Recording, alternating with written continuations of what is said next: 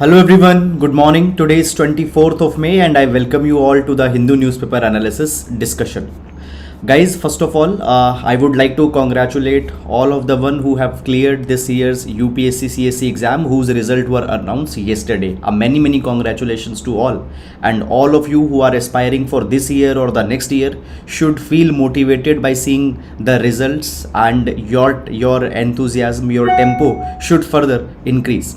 Now, starting up guys, so in the today's session we are going to discuss entire analysis of the Hindu newspaper. We'll take all the articles along with the background and the way forward which are important for our examination. And I would also like to tell you that you can download the explainer notes of this session from our Telegram channel. The link for the Telegram channel has been given in description box in YouTube.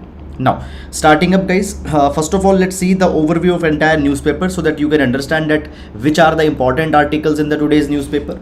So the first article guys here, 2000 notes reach banks amid hiccups. Now understand this thing, already we have discussed this issue yesterday. Earlier also we have discussed that Reserve Bank of India had pulled 2000 rupees out of circulation. It is not a demonetization. Still the notes are the legal tender. People can exchange it till 30 September from the banks. This article is talking about the confusion that is there with respect to the exchange of notes and all such kind of things. For exam, not important article. Okay. Then here India-Australia ties built on trust Modi. So guys, the Prime Minister has visited Australia, and as he had visited Australia, so both of the leaders find the Indian Prime Minister and the Australian Prime Minister, they have shared that both countries share deep relations. Both countries shared for the freedom of seas, freedom of space, freedom of navigation, freedom of seas, and both stand for open trade. Okay, all these kind of things have been there.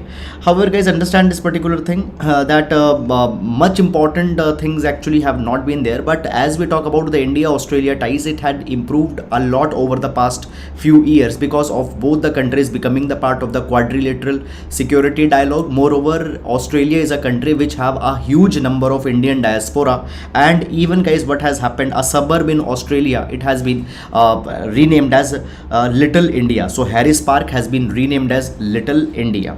Okay, then further moving on guys, in the city section we have these regional issues, and today's entire newspaper is filled with the UPSC coaching advertisements, every coaching claiming that they are the one who have generated the maximum number of ranks. Okay, so we don't have much important things here, and directly we'll be coming to the editorial page. Now the first article, justice that also makes space for animal welfare. We'll see this particular article for the examination. Now the Congress in Karnataka must now focus on governance. So the elections have now been concluded. Much important thing is not there in the exam article. The paradox of BRICS, we'll see this particular article guys with respect to the examination. Fine and unclean chit, court appointed panel's report raises fresh questions on SEBI's functioning.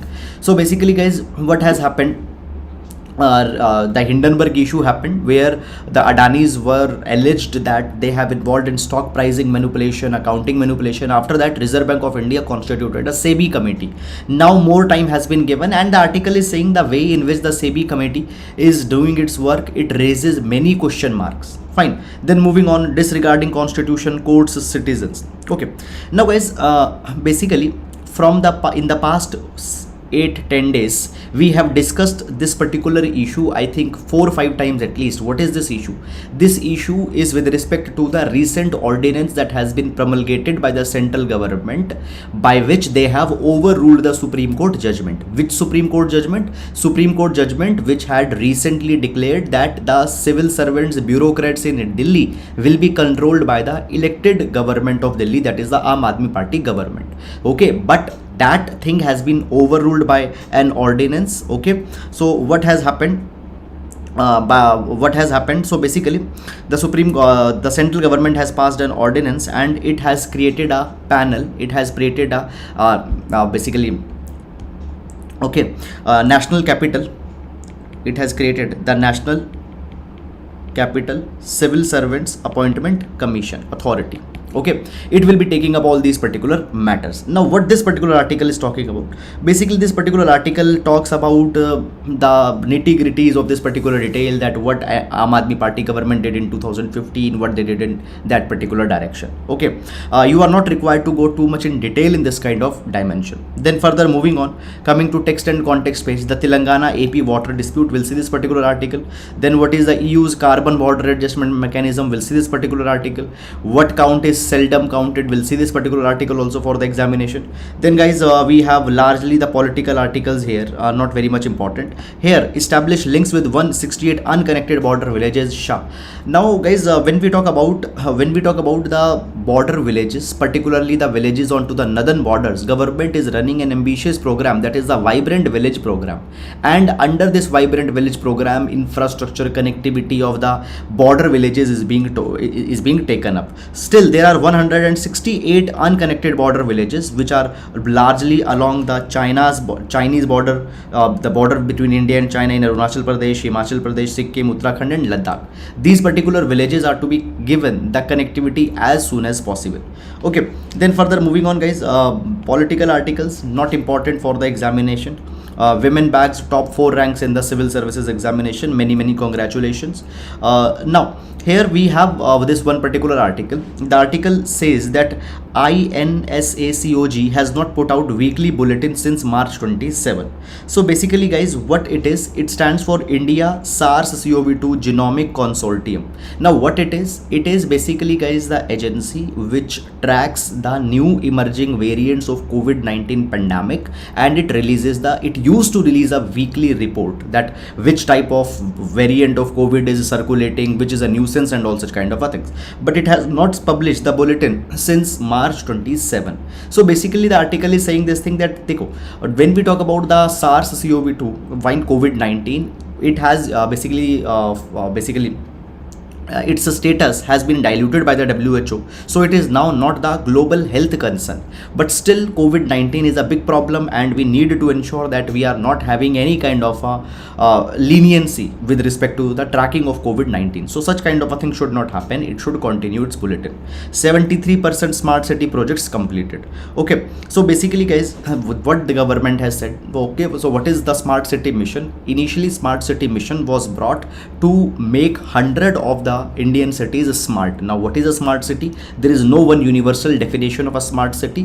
What is a smart city for Japan can be different, for India can be different. But under the smart city mission of India, basically a good internet connectivity, okay, and the good connectivity, governance reforms, okay, after that infrastructural gaps that are there, all these things were to be plugged as part of the smart city project. Now the article is saying this particular thing, that out of the money that was allocated for the smart city, 73% money has been used. Now guys, understand this thing, that you are not required to go and track how much many crore rupees were given, how many have been used and all such kind of things. Now here just one thing we can see, that when we talk about the smart city mission, it was launched in 2015, okay, and out of that basically 100 cities I already told you were to be developed.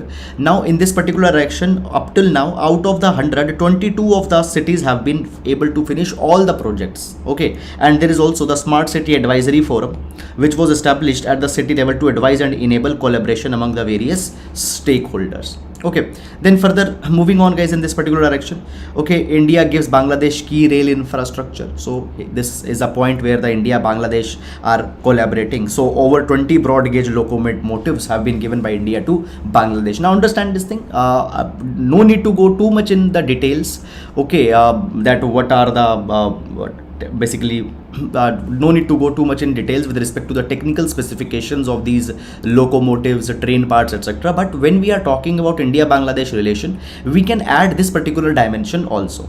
Okay, then further moving on guys, in this particular direction, going to the world page. So Russia fights incursions from Ukraine, not important article.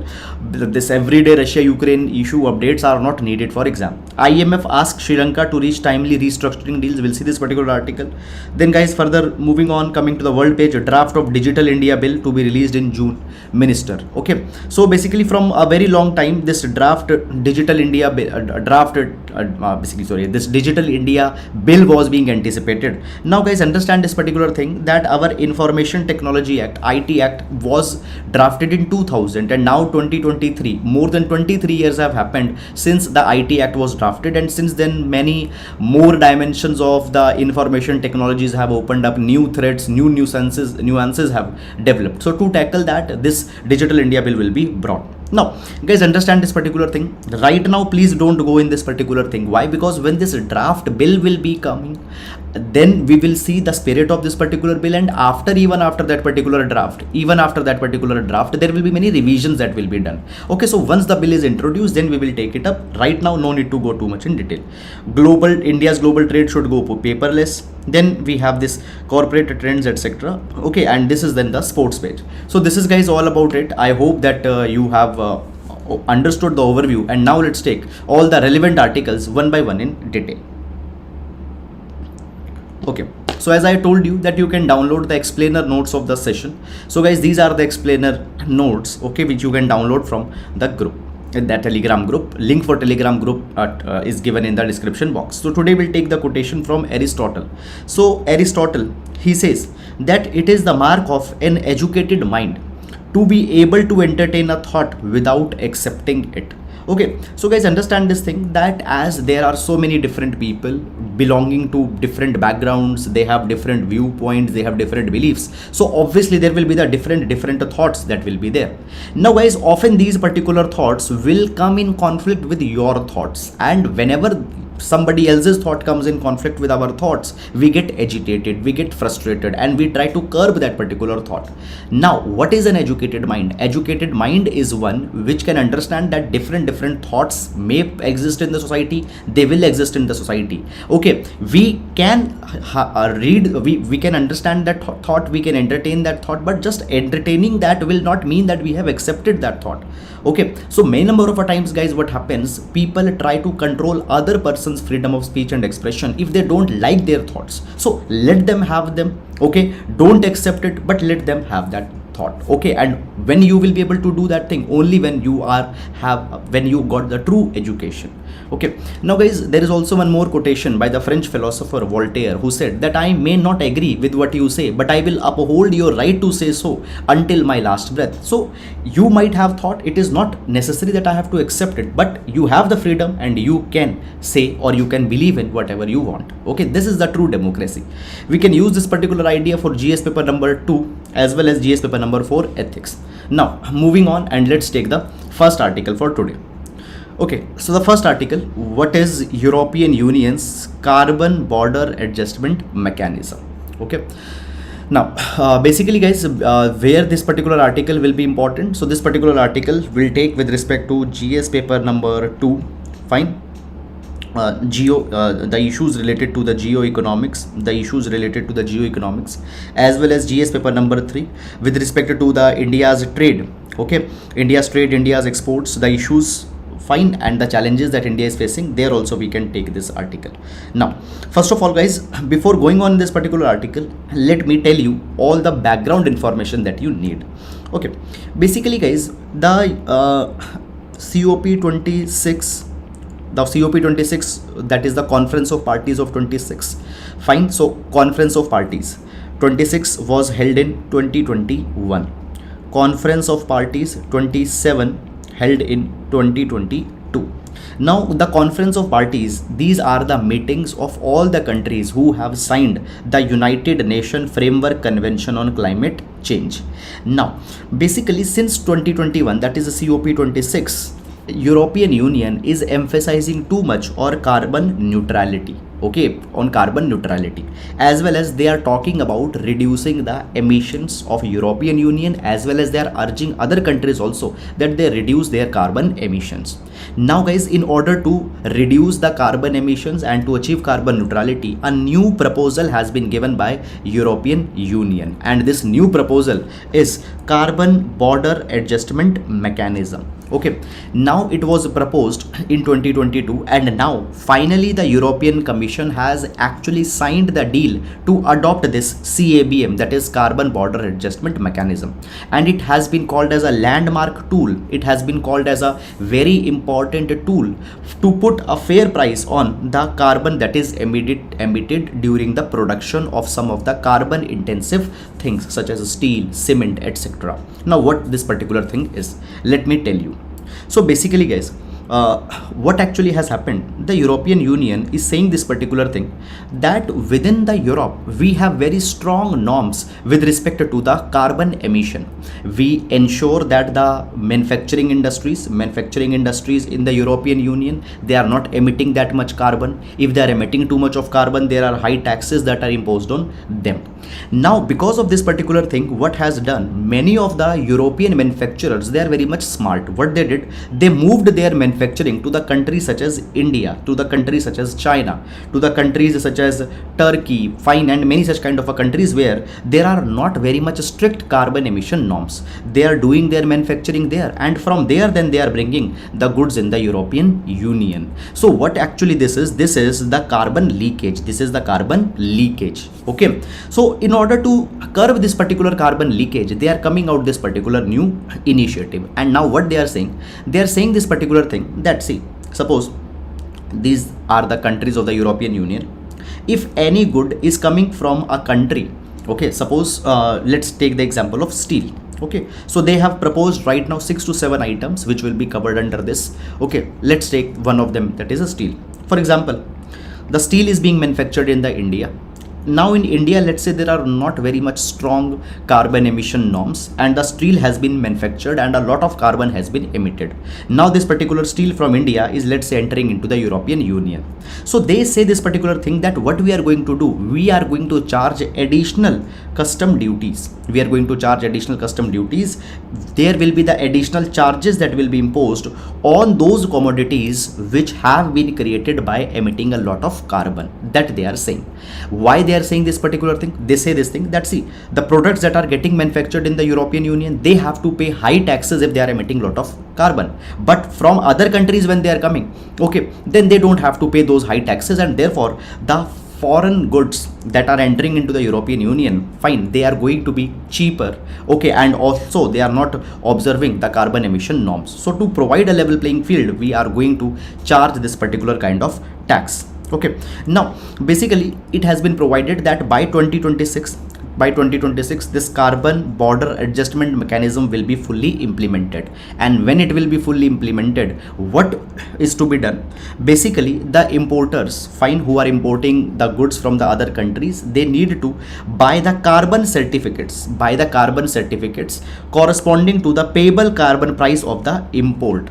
Okay, so what are these carbon certificates? Carbon certificates will be taken by giving some money, okay, and that money will be equivalent to the amount of carbon that has been emitted. So a kind of a duty, a kind of a tax have been imposed. Okay, now basically the European Commission also says that they will also be establishing the authorities, they will be also be establishing the bodies that ensure that all these declarations are being made properly, the companies are properly reporting when they have imported the goods, that how much carbon was emitted during the production in that country, okay, and they are paying the proper money. Okay, there is, for the sale of these CABM certificates, there will be a platform also that will be established. So all these particular things have been provided here.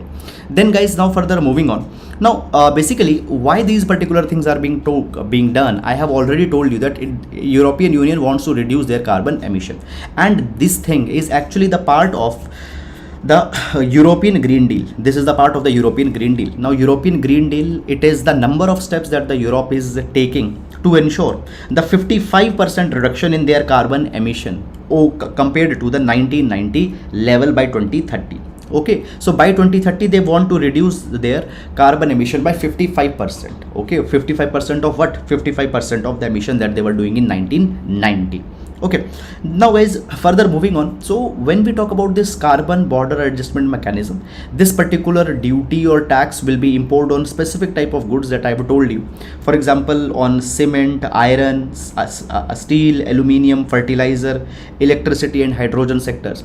Now when we talk about the impact of this particular thing, so basically in 2021 what has happened, the United Nation in 2021, the United Nation Conference on Trade and Development, UNCTAD, it has said that by this particular thing, countries such as Russia, China and Turkey will be the most exposed because they are one of the biggest exporter to the European Union.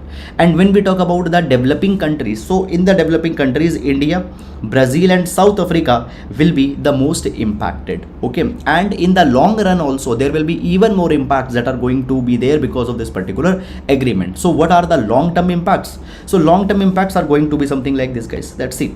First of all, European Union is India's third largest trade partner. European Union is India's third largest trade partner, and this particular quantum of trade will further increase. So over the coming years there will be more and more pressure that will come on India because the trade will increase. Already we are the third largest.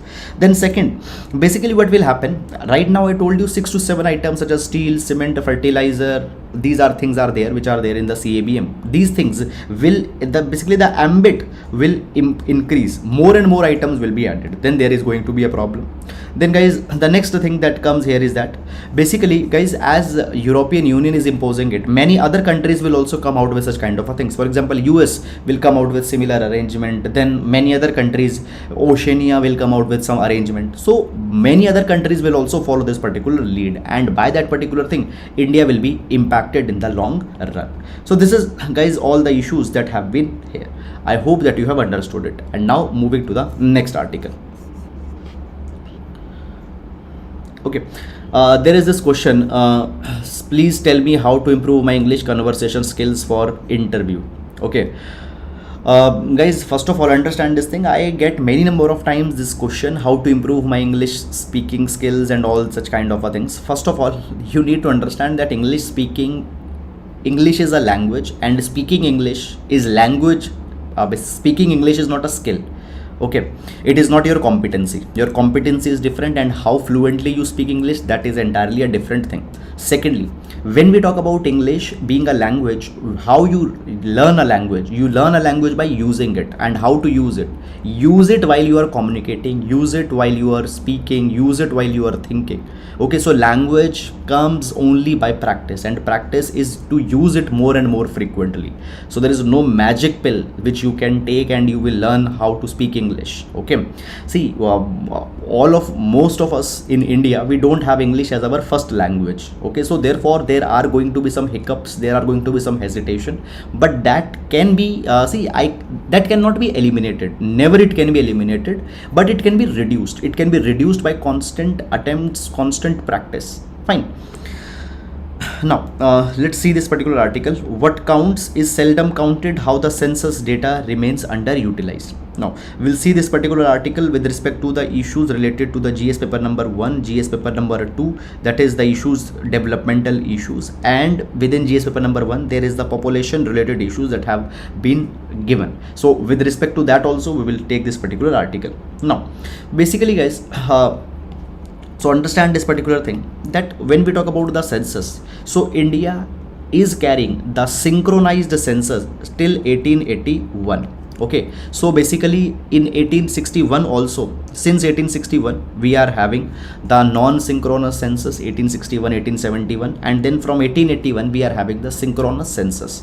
Okay, and when we talk about India, India is a country which have such a long tradition of unbroken censuses. Now last census that was happened in India was in 2011, and the next census was scheduled for the 2021. But guys, since 2021 the census has been postponed, and now it has been postponed indefinitely because of the COVID-19. Okay, and before that guys, it was being provided that the 2021 census was to be the first digital census of India. Okay, the data was to be collected in digital format. Moreover, there was also the option that the people themselves also can self-report the data. Okay, now it has been said that see, basically, giving the reason of the COVID-19, the census has been indefinitely postponed. But the article is saying that it is actually very ironic because many elections have held since then, they have not been postponed. So why the census is being postponed? The article is saying this particular thing, that see, over the past few years, census has actually been criticized also on many of the counts. For example, it has been said that the census doesn't covers a lot of many important aspects of information. The data is released late. So it has been said that all these things could have been improved by improving the design of the census. And this particular year, guys, as the this 2021 census, as it was to be held into the digital format, a lot of problems would have automatically been solved. A digital census could have focused on better quality of data collection, coverage could be more, okay, quick results could have been given, because when the data is being collected digitally, fine, many quick, very quick, it can be basically all the observations that can be done, it can be done. Now basically the article is talking about that, see, first of all, there are certain problems into the census. Okay, we will be discussing about this particular problem. But see, census, it is the biggest demographic exercise of India. It is the biggest demographic exercise of India. By the census, government come to know about the indicators such as education, sex ratio, okay, education, sex ratio, migration patterns, and all such kind of things. And by this information, the government can get very good inputs to make the policy. So in policy formation, census can play a very important role. But the point is that whenever the census is conducted, the problem is that the data is not disseminated, not distributed in that time. Many years actually pass. Okay, actually here we have one example also. For example, the census of 2011, it collected the data on internal migration, but actually the data was released in 2017 after the chief economic advisor wrote a chapter in economic survey about the migration, about the state of the migrant people. So 2011 data is released in 2017 after the gap of 6 years. This is actually a very big kind of a problem. And why this particular data is released so late? It is because of the bureaucratic regulation. Okay, then many number of times political parties also scan the data so that the data doesn't hampers their prospects, their political prospects. That is something there. Moreover, over the years, what has happened, the scientific community, statisticians, they are also not taking a lot of interest in the census, in understanding the data, in making the sense of the data. All these particular things have also been there. Then guys, further moving on, after that, it has been said that also there is also one more problem. Intercensal and post-censal information could be generated by interpolation and extrapolation. Now guys, understand this thing. Suppose the census was released in 2011. Now on the basis of 2011 data, you can extrapolate that. Fine, you can use the statistical formulas, and on the basis of that particular data, you can also predict the condition in 2016, 2007. Moreover, that data that has been given, by analyzing that, okay, many other indirect inferences can also be made. Okay, but these particular things are not being focused. These particular things are not being focused. Now, when we talk about, guys, the census basically gives the disaggregated information, or the information is broken on the basis of residence, where you stay, on the basis of your age, on the basis of your gender, fine, administrative unit, you are the part of which block, which district, which state, the scheduled caste, scheduled tribe data with respect to the people and their religion. All these data are given in the census. Now the article is saying that basically this particular thing actually help the policy makers to make an intervention. For example, by knowing the condition of the scheduled caste people, they can know that whether the welfare is reaching them or not, and if the welfare is not reaching them, then what is to be done. They can design this particular thing. Now the article is saying this particular thing, that when we talk about the data which is counted on the basis of the caste identity, religion identity, this particular thing looks more progressive. This thing looks less progressive. This thing looks less progressive. Rather, the census data should be collected and more focus should be given on the achieved identities. For example, what is their education, fine, their profession, okay, and all such kind of things. Census should be declared more upon. It has been provided. Moreover, what then further it is being provided? It is being provided that often what happens, okay, the adversity, fine, is associated with the ascribed identity. For example, what is adversity? The prevalence of poverty, the prevalence of poverty, just a minute, let's say there is the prevalence of poverty. Now the poverty is an adversity, and we will see that okay, how many scheduled caste people became poor, how much minority people became poor. Okay, so adversity is always being connected with a particular person's ascribed identity. Ascribed identity is the identity that they get by the birth. So which religion you are in, which caste you are in, this is an identity that you get by birth. So adversity is being related with the ascribed identity. Okay, this is something this is something by which we are focusing on the vulnerable section. But guys, rather than this particular connection, government the article is saying that the focus should be made that adversity itself should not be there on the first place. Fine, the adversity on the first place should not be there. So this is guys all about this particular thing. I hope guys that you have understood it. And now moving to the next article, the Telangana Andhra Pradesh water dispute, Telangana AP water dispute. Now basically guys, what has happened? So the article is saying that since 2014 nearly 9 years have happened and Telangana Andhra Pradesh water dispute has not been resolved. Let's understand that what this particular issue is all about. So basically guys, this particular article will see with respect to the GS paper number 2 federal issues. GS paper number 2 federal issues. Okay, recent tussle between the Delhi government and central government on the matter of the bureaucrats, etc. It was also one of the federal issue that was there. Now basically guys, we know this, you might be already knowing that in 2014 the state of Andhra Pradesh got bifurcated in two parts. One became the Andhra Pradesh and other became the Telangana. And as these two states were divided, how the water, river water was to be distributed, that became a big problem. Okay, now guys, understand that when we talk about the water distribution or water sharing, we have article 262 of the Indian Constitution. Article 262 provides, number one, that the parliament come out with a law, or parliament can come out with a mechanism to resolve the water disputes between the different states. And secondly, it provides that if the parliament wants, parliament can provide that the Supreme Court, High Court will not be allowed to interfere into the water disputes. That particular thing can also be done by the parliament. Now parliament has come out with the 1956 river water sharing basically river water sharing act. Okay, and under this particular thing, the river water disputes are actually resolved.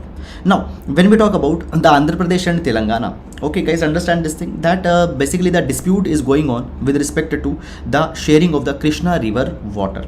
Now when we talk about the Krishna water dispute, guys, Krishna water dispute is a very old dispute, and what actually has happened in 1969 also, there was this Bachawat tribunal, fine, Bachawat tribunal, Krishna water Bachawat tribunal that was created, and the aim of this particular tribunal was to settle the water dispute between the multiple states. For example, the water dispute between the Maharashtra, Karnataka and Andhra Pradesh, it was resolved in 1969. But then what happened in 2014, we saw this particular thing that Andhra Pradesh got divided in two parts. Now the point is that the share of water that was coming to the combined Andhra Pradesh, that share of the water is now to be divided between Andhra Pradesh and Telangana. Now what happened at that point of a time, there was the Krishna water tribunal, it decided that out of 811 TMFCT, that is 1000 million cubic feet, fine, 811 TMFCT water was there, and this particular water will be divided in this particular ratio. 512 TMCFT, that is 1000 meter cubic feet, will be given to Andhra Pradesh and 299 will be given to the Telangana. This was something that was agreed. Okay, but actually Telangana says this thing that it has not been followed. This much water that was promised to us, it has not been given. And secondly, Telangana also says that we are not happy with that also. Now basically after this ratio that was agreed of the water, what has happened, then the central government also, the Ministry of Water Resources in 2015, it decided that 34:66 ratio will be made. Means total water that is there, 34 to 66, fine, will be divided between the Telangana and Andhra Pradesh. Fine, this is there. Now guys, the next issue that comes here is that I told you Telangana is not happy with the amount of water that is being given here. Now what Telangana says? Telangana says that the they deserve 70% share out of this particular 811 TM CFT water that is there. 70% should be given to the Telangana, but Andhra Pradesh disputes that particular thing. Andhra Pradesh says that no, already the fair share has been given to the Telangana, and because of this particular thing, they are in the dispute. Moreover, the Telangana has also said this particular thing, that Andhra Pradesh is diverting the water from their drought prone areas. Okay, because of that particular thing, agriculture is failing, people don't have the water for their domestic needs and all such kind of things. So this particular dispute is going on between Telangana and Andhra Pradesh. Now the central government, it has convened the 2 meetings of the APEC Council, which contains basically the Union Minister, Chief Minister of Telangana, Andhra Pradesh. Okay, but actually till now no solution has come out of this particular tussle, and this tussle is continuing without any solution. So this is, guys, all the issues that have been reported in this particular article. Guys, I hope that you have understood it, and now we'll be moving to the next article.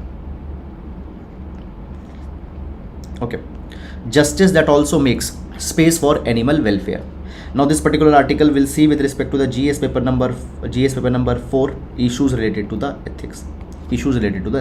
Now what this particular article is all about, guys, so first of all, let me give you a little bit of a background information. So basically the article is talking about the Jallikattu bull taming festival. Okay, bull taming sport. So what is actually the Jallikattu? So basically Jallikattu is a bull taming sport which is played around the season of Pongal in the Madurai region of Tamil Nadu. Apart from that, other regions also, they play this Jallikattu. Now basically what happens in the Jallikattu, okay, basically there will be the different men who will compete against each other. They will try to control this agitated bull. So there will be a bull, that bull will be agitated, that bull will be controlled by holding the horns of that particular bull in an open arena. This particular sport is actually held. Now what has happened, guys, basically few years back in 2014 there was the 5 judge bench of the Supreme Court in the Welfare Board of India versus A. Nagaraj. They banned this Jallikattu sport because they said that it is the torture of the animal. Bulls are not the performing animal, and therefore it should not be carried. Now guys, after this particular thing, what happened after this particular Welfare Board of India judgment, Tamil Nadu government again allowed this particular sport. Okay, now guys, the question that was there was this, that can the Tamil Nadu government do that particular thing, or can the government do that particular thing? So the petition was filed in the Supreme Court. Now what has happened, the Supreme Court has come out with a judgment, and they have held that the Jallikattu that was allowed by the legislature of Tamil Nadu, it is valid. Jallikattu can continue. This is something that they have said. Now the article is saying that this is a mistake that has been committed by the Supreme Court. It was said that in the A. Nagaraj case, Supreme Court very clearly declared that the bulls cannot be treated as a performing animals. Okay, and they are ill suited for this particular competition. Okay, but this particular thing has not been focused now by the Supreme Court.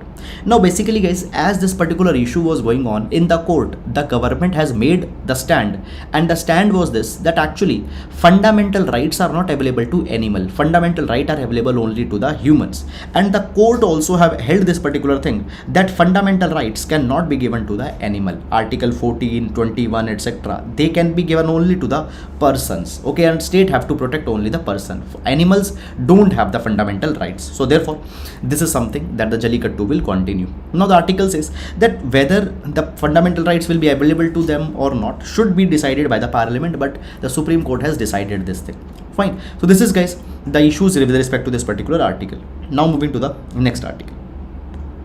The paradox of BRICS, its new pathway. We'll see this particular article with respect to the GS paper number 2, international relations, issues related to the international affairs. Now what this particular article, guys, is all about. So basically, guys, now we are seeing that the BRICS meet will come just in 3 months of the time. The BRICS summit will be there. Now the article is saying that when we talk about the BRICS summit, okay, or the BRICS as a organization, it has lost a lot of its charm. Why it has lost a lot of its charm? We'll understand this thing. First of all, when we talk about the BRICS is a regional organization which is made up of Brazil, Russia, India, China, and South Africa, and it largely focuses on tackling the geopolitical issue and the economic issues between all these five countries.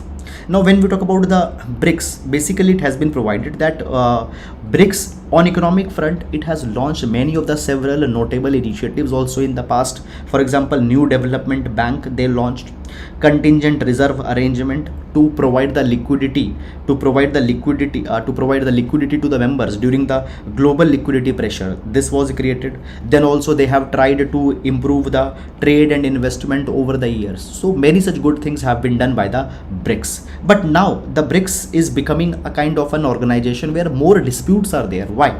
Because see, first of all, COVID-19 pandemic started. After the COVID-19 pandemic, trade suffered, many new irritants between the countries developed. Galwan Valley clash happened between India and China. Then Ukraine conflict is going on in which Russia is involved. Okay, then global economic stress is going on. India-China ties have got broken down, and within the BRICS, India-China are very important partners. So because of this particular thing, guys, the BRICS is not very much effective. Moreover, if we see, guys, in the past few years what has happened, economic rise of the China has also happened, which a very high rate. China is also carrying the military assertiveness also. Now China is trying to become a big brother in the BRICS. They are showing their domination. Because of this particular thing also, the countries such as the India, they are frustrated. Moreover, Russia-China cooperation has become more and more deep. Russia-China cooperation has become more and more deep.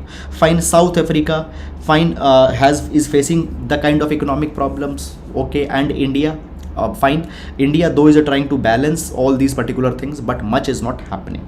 Now the article further says that when we talk about the BRICS, it has become it is not a very effective organization in the present times, but still there are 19 countries which are waiting to join the BRICS. For example, in Latin America 4 countries, fine, then in Asia 10 countries. Okay, the list has been given. These countries are willing to join the BRICS. Now point is that when the BRICS is not that much effective, why the countries are still willing to join them? Number one is that China is itself pushing for the expansion to create a narrative which is led by the China, which is different than the Western narrative. So when we talk about the global issues, global narratives, it have been controlled by the USA, but now China wants to have this regional grouping which is led by the China. So China is pushing the expansion.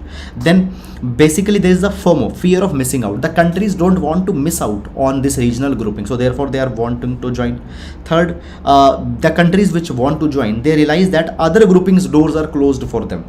Then finally, anti-Western sentiments are increasing, and as US is not present here, this particular grouping becomes more attractive and the countries are willing to join it. So these are the reasons that the BRICS is becoming a kind of a preference for nearly 19 countries. So that is all about this particular article. Now moving to the next article. IMF asked Sri Lanka to reach timely restructuring deal with the creditors. Okay, so basically, guys, when we talk about the Sri Lanka, we know this thing that the Sri Lanka is going through the economic crisis, and as Sri Lanka is going through the economic crisis, Sri Lanka needs the IMF assistance. Now the Sri Lanka is on the brink of the BOP crisis, balance of payment crisis, when a country doesn't have the enough foreign exchange to pay for the imports. Now IMF has to give the bailout package to Sri Lanka, but IMF has provided that first you restructure your loans that you have taken from your biggest lenders. Now when we talk about guys, basically what has happened, the IMF already has approved, already has cleared a package of $3 billion for the Sri Lanka. But for that they have to set up the structural reforms, and in this particular direction they have to basically renegotiate the debts that they have taken from their biggest lenders. And in this particular thing, guys, what has happened, a 17-member committee or the creditors committee was also formed for the Sri Lanka. In this creditors committee, there is India, Japan, France, which are discussing that how the debt of the Sri Lanka can be renegotiated. So the IMF has asked Sri Lanka to that timely this particular restructuring should happen if they want the money from IMF, that is this $3 billion package. Okay, this is something. Now guys, this is just a kind of a kind of a continuing engagement. Okay, now understand this particular thing, guys. this, that when we talk about Sri Lanka, economic stability of Sri Lanka is important for India also, because Sri Lanka being immediate neighbor, and spillover effects will come to the India if Sri Lanka is not stabilized. Fine. Now, main practice question for today. The BRICS group may have lost much of its sparkle, but it is significant to maintain the world order. Analyze. So this will be the GS paper number 2 question for 10 marks. So that is all guys about it. And with this, we come to an end to the today's session. So that is all guys. I hope that you have understood it. Thank you so much.